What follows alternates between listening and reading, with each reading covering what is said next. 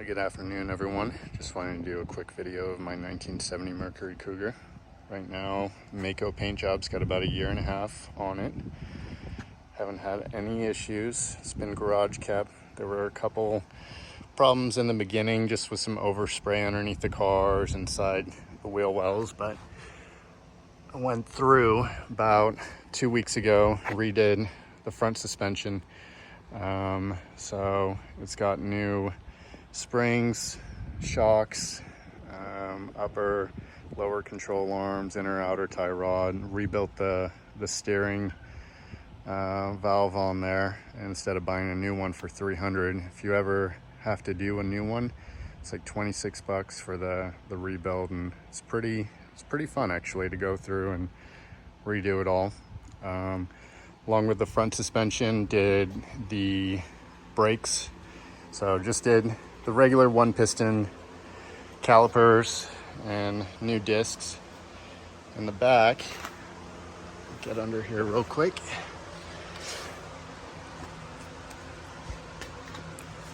So I added a CPP sway bar and also did CPP subframe connectors. Had those welded in the other day. Really stiffened up the car. First, I didn't think I liked it. Just going in and out of driveways at an angle, it was pretty stiff, but that's the intended purpose behind it. So once I got over that it wasn't floating suspension anymore, I really started enjoying it, taking it through some turns, getting ready for a big car show actually in 2 weeks. I've been looking forward to that since I was a kid. It's the first time I saw a 70 Cougar, so it's gonna be nice to go back. But I did the rear shocks on there, just the KYB, I think they're the G series, so the XLs, but that's what I had in the front, and haven't had any issues with that.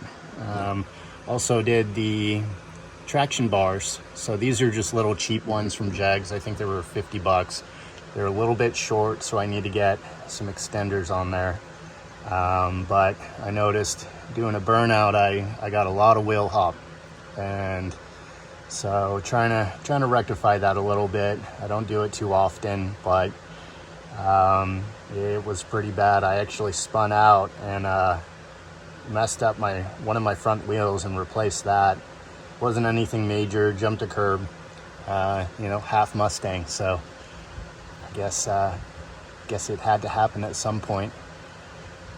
But other than that, another thing that's holding me up, I went to a car show this last weekend. Well, tried to, and when I had the transmission shop do my Tremec TKX swap, the guy was adamant that my clutch was just, had a high clamp load to it, and so the pedal was always stiff. I've only driven it about 600 miles, just had the trans and diff service, but on the way to the car show, I started losing my clutch. Wasn't disengaging. I wasn't able to shift too well, so I pulled off, thinking it was maybe pedal adjustment or a little bit of air in the system. Tried to bleed it, checked the pedal, was stuck there for about 4 hours until I decided just to have it towed. But the culprit was when they installed the master cylinder for the clutch.